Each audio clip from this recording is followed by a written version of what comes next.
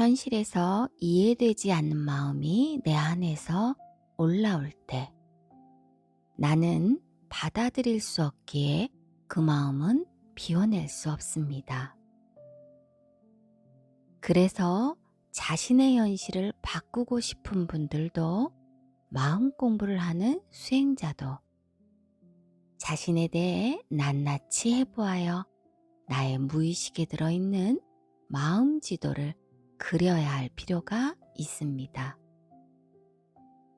그리고 그 무의식의 한가운데 태아마음과 조상마음이 있습니다.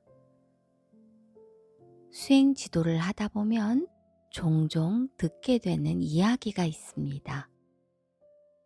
지금 올라오는 이 두려움이, 슬픔이, 분노가 태아마음인지 아닌지 얻지 않으냐는 것입니다.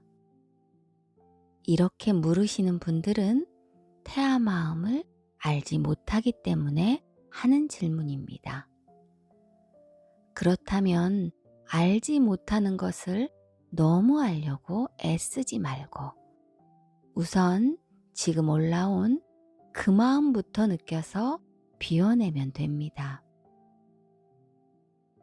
현실의 문제 속에서 온 감정이면 지금의 그 문제를 통해 올라온 내 마음을 받아들여 알아차리며 비워내고, 과거의 문제 속에서 온 감정이면 그 당시를 느껴서 비워내면 됩니다.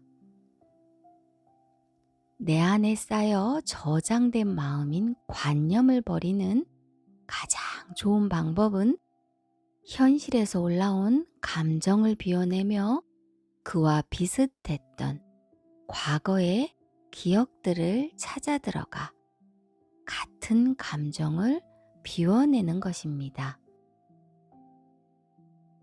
관념을 비워내지 않으면 같은 패턴으로 계속 올라와 내 현실을 흔들게 될 것입니다. 이렇게 내 앞에 펼쳐진 감정들을 먼저 걷어내며 왜 이런 마음이 올라오는지, 나는 왜 이렇게 행동하고 있는지를 알아차리다 보면 그 끝이 바로 태아와 연결되게 될 것입니다. 물론 마음이 아주 예민한 분이거나 태아 때 심각한 트라우마가 있었던 분들은 그때 센 마음 에너지가 현실에서도 올라오기에 현실 상황과 상관없이 올라오는 이 괴리적이고 이상한 마음으로 인해 태아 마음을 좀 더 쉽게 받아들이기도 합니다. 또는 수행을 통해 많은 관념을 비워낸 분들은 태아의 마음을 더 쉽게 인지할 수 있습니다. 전에 태아 때 심한 트라우마를 가진 분을 상담한 적이 있습니다. 한날 시골에서 강을 건너는데 징검다리를 건너지 못하고 물이 무서워서 정말 죽을 것 같았다고 하였습니다. 물만 보면 목이 조여오고 숨이 막히며 죽음의 공포까지 느껴져 샤워기나 욕조물, 하다못해 세면기에 물을 받는 것조차 힘들다고 하였습니다. 삶 속에서 물에 빠져 죽을 뻔한 적도 없고 물과 관련하여 아무런 트라우마가 없는데도 현실에서는 물에 대한 심각한 괴로움을 겪고 있어서 병원도 가봤지만 아무런 해결책을 찾지 못해서 수행해 오신 분이었습니다. 그래서 그분의 무의식인 태아 때를 먼저 알아보도록 하였습니다. 얼마 후 다시 만난 그분은 어머니를 통해 자신의 태아 때를 들었는데 그분을 임신하였을 당시 여러 상황이 여의치 않아 아이를 지우려고 언덕에서도 구르고 한겨울에 차가운 강물로 뛰어들어 어머니가 죽을 뻔했다고 했습니다. 바로 그때 생긴 태아의 트라우마였습니다.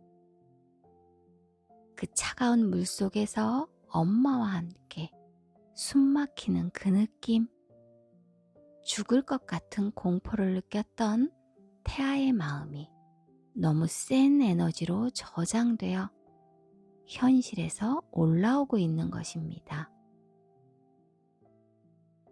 이처럼 무의식의 심각한 태아의 트라우마는 현실의 수면 위로 올라와 볼 수밖에 없는 상황을 만들기도 합니다. 내 안에 있는 마음은 무언가에 의해 건드려지면 언젠가는 올라오게 되어 있습니다. 그렇기에 두려움을 느끼는 건 내 안에 있기 때문입니다. 분노가 올라오는 건 내 안에 있기 때문입니다.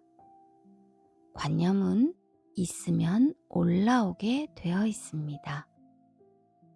그러니 태아 마음도 느끼면 있기에 올라오게 되어 있습니다. 그러나 그 괴로움이 클 때 자기 방어 기제의 하나로 무의식 저 아래로 밀어넣고 올리지 않거나 외면하고 있을 뿐인 것입니다. 그러니 집중하여 꾸준히 마음을 비워내는 수행을 하다 보면 반드시 자신의 태아와 만날 수 있을 것입니다. 또한 머리로 이해가 되어야 마음으로 받아들일 수 있고 마음으로 믿어야 할 수 있는 수행인 것입니다. 나는 그 순간 알게 될 것입니다. 아, 너였구나 라고 말입니다.